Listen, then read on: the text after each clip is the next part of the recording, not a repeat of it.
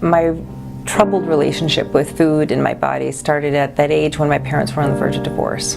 And I remember them screaming at each other, and I would literally hide in the pantry. And the sound of crunching would drown out their screams. It became a coping mechanism for me. I was binging all the time because I felt so awful with myself and my body. And one of the ways over time that I've learned to feel good about myself is to exercise and to do things like climbing mountains. And the YMCA is a home base for me to do that. For me, it's not so much about dropping pounds, but it's about moving forward. What I really love are the classes. I love TRX. And even though you're in a group class, you know that you're being well taken care of and well thought of.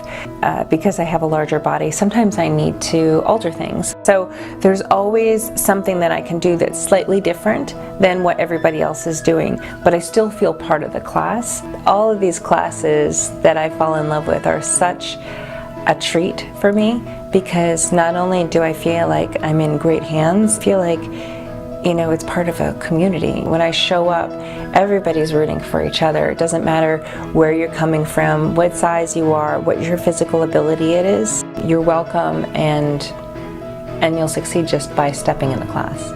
Another great thing about the Summit YMCA is that they host the garden, the community garden, which has been a huge part of my own healing.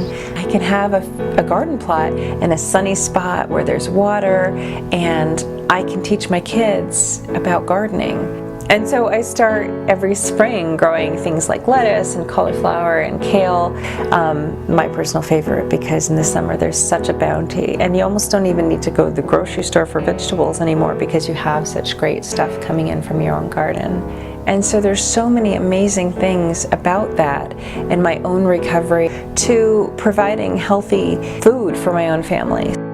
You know, my daughter is at the same age where I started binging.